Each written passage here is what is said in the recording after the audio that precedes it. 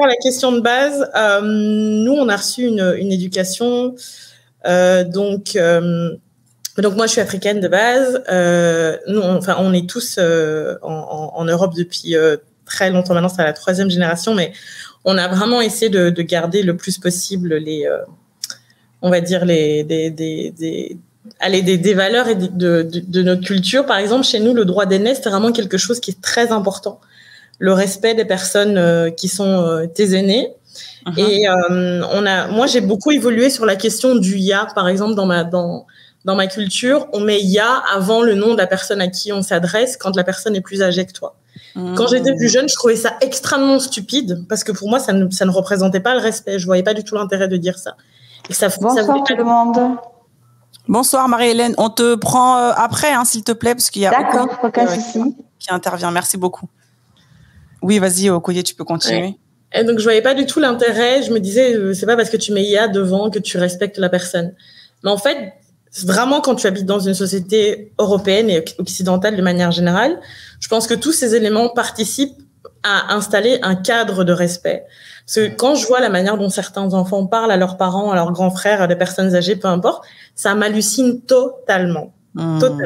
On dirait que les gens, ils sont, je veux dire, on est tous égaux dans l'absolu, mais il y a quand même une manière de s'adresser à autrui. Voilà, ça me perturbe vraiment. Mais, par exemple, sur la sévérité, je crois qu'il y a une différence entre être dur et être sévère. C'est pas du tout la même chose. Je crois qu'il y a un cadre qui doit être donné, mais on peut pas appliquer les mêmes recettes à chaque enfant parce qu'il va pas recevoir la chose de la même manière. Il y a des enfants pour qui, par exemple, ceux qui pensent que les sévices physiques, nous dans ma famille, on croyait pas aux sévices physiques, mais ça n'empêchait pas que je savais que si un jour je recevais une claque, ça veut dire que je l'avais mérité, par exemple. Uh-huh. Nous, c'était un peu plus pernicieux, c'était genre genoux, mains en l'air, tu vois, genre tu souffres par toi-même, quoi. On t'a pas touché. T'es quand même en train de toi aussi t'as connu ça. Et le niveau au-dessus, c'est genre on te met quelque chose sur les mains et tu dois tenir, soit des délires comme ça. Mais tout ce que je voulais dire, c'est vraiment par rapport à la question des sévices physiques. En fait, c'est un héritage colonial et esclavagiste. C'est véritablement un héritage colonial et esclavagiste, ce rapport au corps, ce rapport à fouetter, ce rapport à sévir sur le corps de l'autre. Et c'est quelque chose sur lequel je pense qu'on doit vraiment essayer de pouvoir s'éloigner. Mais surtout, quand on dit, mais voilà, moi, je veux faire des enfants durs, je veux faire des enfants forts, on va surtout créer des adultes qui, demain, seront dans des situations d'handicap dans leur relation à autrui. Ils seront incapables de pouvoir exprimer leurs besoins ceux qu'ils ressentent vraiment, parce qu'en fait, on nous aura pas appris comment faire. À part si c'est passé par le fait de devoir taper X, Y, Z, et je comprends pas. Et c'est vraiment quelque chose dont on parle pas, alors que on apprend aux gens, par exemple, il y a une éducation sexuelle, il y a une éducation à ceci, cela, mais bizarrement, en 2022, il y a des appareils pour tout, mais il y a toujours pas de moyens de pouvoir faire en sorte que les parents puissent être outillés à savoir comment éventuellement répondre à telle ou telle situation. Ça veut pas dire apprendre aux gens à devenir parents, parce que chacun a sa propre définition de comment élever son enfant. Mais comment ça se fait qu'on n'outille pas les gens? Je veux dire, on se retrouve à être responsable de la vie d'autrui, sans manuel, sans rien, on est juste comme ça, voilà, débrouille-toi, tu laisses les gens dans l'eau et puis tu leur dis, vas-y, apprends à nager et puis ça arrivera tout seul. Je trouve ça vraiment dingue qu'on se pose pas la question. Donc les gens savent comment être père, comment faire des bébés, mais ils savent pas comment être papa, par exemple. Et on attend plus principalement que ce soit les femmes qui apprennent ce genre de choses à leurs enfants. Et c'est pas possible de se dire, oui, voilà, moi, il va faire ce que je dis, point. Et surtout chez nous, en fait, on se rend compte qu'il y a plein de parents qui, in fine, ne connaissent pas leurs enfants. Ils ne connaissent pas l'adulte qu'il est. Peut-être tu continues d'avoir une relation parent-enfant, mais il ne sait pas vraiment qui tu es en tant qu'adulte. Parce qu'il y a cette barrière perpétuelle du « je suis pas ton ami ». Bien sûr qu'en fait, tes parents, c'est pas tes potes. Moi, mes parents, c'est pas mes potes. Mais on a atteint quand même ce stade où je peux vraiment me confier à eux dans le respect ou quoi. Et je sais en fait qu'il y a une écoute. Et je crois qu'il y a pas mal de bêtises justement dans ma vie que je n'ai pas faites parce que je savais que je pouvais parler et pouvoir être entendue sans que ce soit la fin du monde. En fait, dans le respect, ça veut pas dire qu'on va commencer à dire des trucs de fou. Non, c'est pas mes amis, Mais c'est des gens où, quand on te dit, oui, mais dehors, c'est chaud, il faut être prêt. Mais si dehors, c'est déjà la guerre, pourquoi est-ce que tes parents sont pas un sanctuaire, un endroit dans lequel mais grave, je suis d'accord. En fait, quand j'arrive là, ces gens, ils veulent mon bien et ils veulent m'écouter et je sais que je peux être entendue. Pourquoi ça doit être encore plus quand nous, en tant que Noirs, c'est déjà tellement difficile dehors, c'est déjà tellement hostile. Pourquoi est-ce qu'il faut avoir cette hostilité aussi au sein de nos familles? Pourquoi est-ce que tes parents ne peuvent pas être des gens dans lesquels tu regardes et tu te dis, ben voilà, en fait, cette personne, elle veut le meilleur pour moi, elle va me donner les moyens, mais elle va aussi s'assurer que, tu sais quoi, quand ça va pas, je suis là, en fait. Moi, je suis tout à fait d'accord avec toi. Quelqu'un a dit Okoye, je t'aime, c'est Angela. Il y a beaucoup de personnes dans les commentaires qui Angela, on va pull up Okoye. C'est grave, pull up. Moi, je suis d'accord avec toi. La franchement, en plus, nous, en tant que Noirs, non, c'est chaud. Alors, moi, je suis hyper d'accord avec toi quand tu as dit qu'effectivement, il n'y a pas de manuel qui existe à savoir comment on éduque un enfant. Après, effectivement, tous les enfants sont différents. Mais c'est vrai qu'on ne sait pas comment éduquer. Et moi, je pense vraiment qu'une personne qui a été éduquée, élevée sous des coups justement avec des sévices au niveau corporel, ben en fait, elle a de fortes chances, je pense, de reproduire ça à son enfant de manière systématique, de manière automatique. Et franchement, moi perso, parce que je sais qu'il y a une loi, il me semble qu'il y a une loi qui est passée à l'Assemblée nationale. On n'a pas le droit au niveau de la fessée, je crois, la fessée c'est interdit. En tout cas, en Grande-Bretagne, c'est complètement interdit. C'est complètement interdit. Moi, je pense qu'il faut pas tomber. Franchement, j'ai vu des scènes où il y a des fois où je me dis non, en fait, ta maman, ou ton père, il aurait clairement dû t'en donner une. Peut-être que tu aurais appris. Mais aussi, à côté de ça, est-ce que tu apprends? En fait, qu'est-ce que tu apprends? Non, tu n'apprends pas. Non. On est d'accord. Non, mais c'est comme, moi, je suis pas d'accord avec ça. C'est comme un homme, par exemple. Je suis désolée, je vais donner un exemple qui n'a peut-être rien à voir, mais c'est comme un homme qui va violenter sa femme. Ouais. Mais en fait, elle va rien retenir de tout ça. Là, ça n'a rien à voir.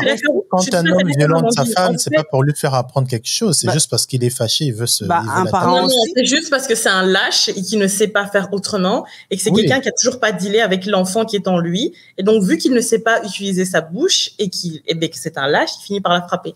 Quand je disais tout à l'heure, en fait, tu vas apprendre qu'il y a action-réaction, c'est ça que je disais. Dans le sens, mais je pense pas du tout qu'en fait le fait de frapper ton enfant l'aide à apprendre. J'ai même assisté à une scène un jour, un gars qui frappait son enfant après avoir fait je ne sais quelle bêtise, et l'enfant disait dans une autre langue, je l'avale.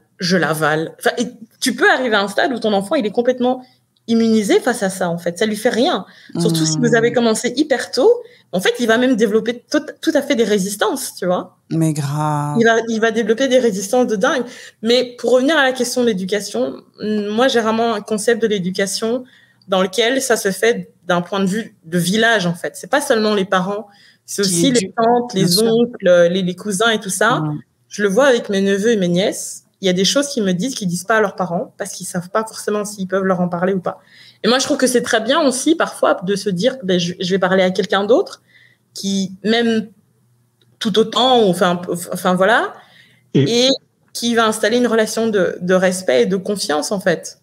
Mais même quand tu parles de village Okoye, bonsoir Okoye, je te salue déjà d'abord avant de. Hello Okoye. Bon, quand tu parles de village, moi il y a un truc, il y a une notion qui m'intéresse, enfin qui me parle vraiment beaucoup, avec laquelle je résonne pas mal. C'est que moi j'avais un oncle avec lequel j'ai 10 ans d'écart, qui était le petit frère de mon père, l'un des cadets de la famille, et c'était un oncle, on va dire un peu, comment dire. Le rebelle un peu, tu vois, le rogue uncle, tu vois, genre je me souviens quand j'étais petit, tu vois, mon père était ultra strict et c'est mon oncle qui me lâchait des dossiers sur mon père. Donc déjà, tu vois quand ton père te dit ouais, moi je faisais pas ça à ton âge machin, et puis t'as mon oncle qui me regarde, qui me fait oui c'est ça. Bon, ça, je pense que c'est pas une bonne chose parce que je pense qu'il faut quand même pas saper l'autorité parentale. Non, il sapait pas. C'était vraiment épisodique, tu vois. Et puis c'était vraiment aussi pour comment dire, pas démystifier, mais voilà, ce que je veux dire, c'est que ça t'offre aussi une possibilité de voir des facettes différentes de tes parents aussi.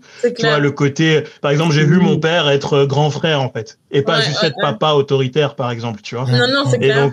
Et donc voilà, et je pense que quand tu parles de village, moi il y a ce truc-là. Et mon oncle, bon, c'était le gars qui a fait les 100 coups en Suisse, qui a pris la voiture de mon père pour aller choper des meufs, quand on a des trucs, tu vois, des trucs absurdes, des trucs drôles maintenant quand quand on est adulte et qu'on discute, quoi. Et donc voilà, c'est pour ça que voilà, moi ça fait écho à des souvenirs. It takes a village to raise a kid, comme tu dirais, quoi. Totalement. Alors moi je pense que dans la réalité Okoye, c'est que la réalité elle est différente que sur papier. C'est-à-dire que tu dis ça par rapport à quoi? Comment? Tu dis ça par rapport à quoi quand tu dis par rapport à l'éducation des enfants. Moi comme je dis, tu vois, personnellement, je pense que tout être humain doit se dire que au-dessus de moi, j'ai quelque chose qui peut m'arriver si je commets une connerie, tu vois. Certes, en faisant la présence, ça va pas t'empêcher de refaire une connerie, mais tu sauras, si je refais encore, il y a possibilité que telle chose m'arrive. Et oui, je pense sans ça, tu crées des sociopathes, c'est sûr. Des gens qui savent pas qu'il y a des conséquences et qu'il y a un limite. Oui, c'est clair. Donc, pour moi, tu vois, après, comme je disais, je pense qu'à l'époque, bon, les rapports, ils étaient différents. Nos parents, ils avaient pas trop de choses, à part, bon, le dialogue, déjà, c'était compliqué, mais bon. Aujourd'hui, je pense qu'il y a beaucoup plus de possibilités où tu peux, sanctionner un enfant, être dur avec un enfant qu'avant, tu vois. J'aime bien dire avec Internet, si t'as un ado de 12 piges, tu l'enlèves son portable. Tu l'enlèves son portable et tout, oui, c'est la fin chaud, pour lui, hein. C'est clair. Après, il faut pas non plus croire que quand on n'écoute pas forcément son enfant ou quand on n'est pas, moi, personnellement, je veux pas forcément, j'aurais une relation différente avec mes enfants. Je sais qu'avec ma fille, j'aurais tendance à être plus soft avec ma fille. Je suis très soft avec ma fille. Ma femme, elle est un peu plus dure avec ma fille. Moi, je suis très soft avec elle. Ouais. Mais pour mon garçon, je pense que je serais très dur avec mon garçon, tu vois.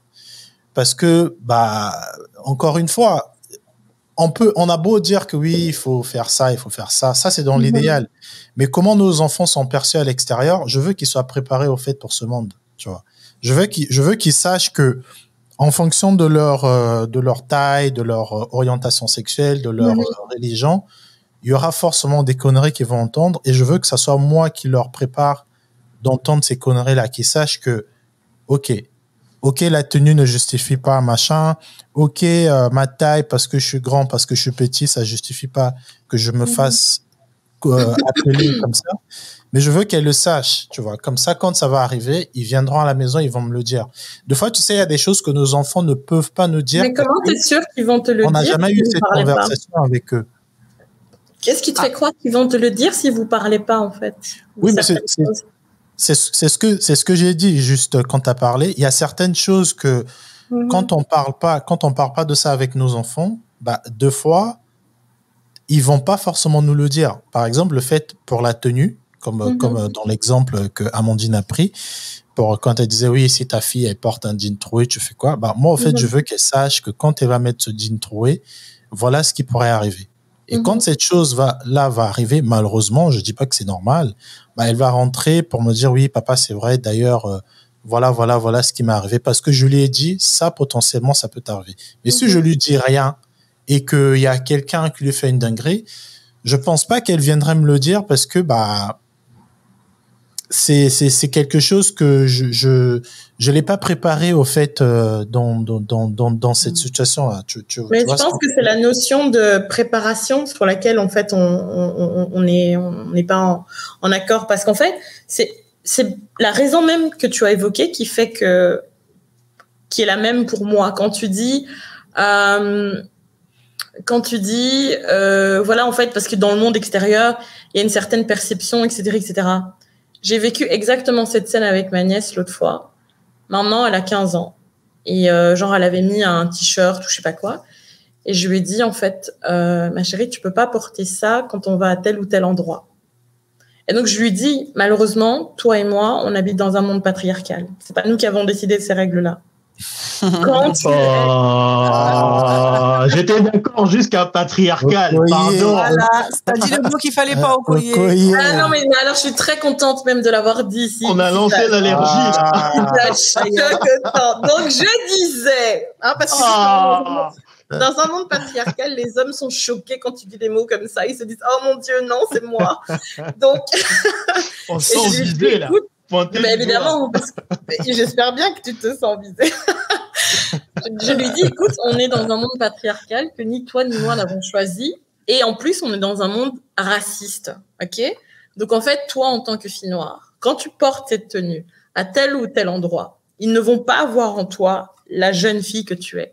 Ils vont voir ceci ou cela. Et vu que j'ai pas envie que tu sois soumise à telle ou telle situation d'agression morale, ne serait-ce que dans la manière dont on peut te regarder, c'est pour ça que quand on va à tel endroit, je préférerais que tu mettes ça et ça et ça, parce que tu n'es pas avec X, tu n'es pas avec l'entièreté de notre famille, alors qu'il y a d'autres endroits où elle va peut-être porter une autre robe, etc., etc., mais qu'en fait, c'est totalement différent, parce qu'on est dans un mariage, on est à la plage, on est ceci, cela, c'est complètement différent.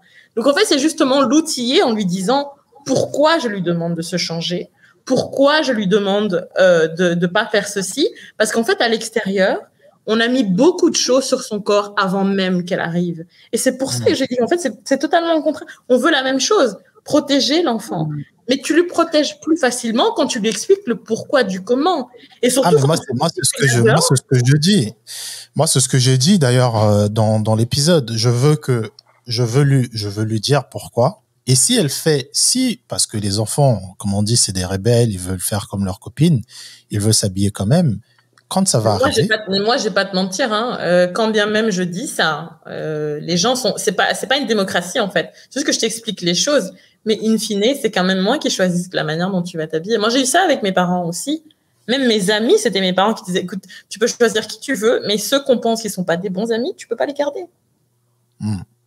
Donc voilà, moi je suis pas en train de dire que je veux pas être le genre de père qui va pas dire pourquoi ne fais pas tel truc. Je pense pas que mon père mon père me l'a dit. Mon père, il m'a expliqué pourquoi l'alcool c'était pas bien biologiquement déjà, pourquoi c'était pas bien pour moi, ce que ça pouvait me faire aussi dans la société.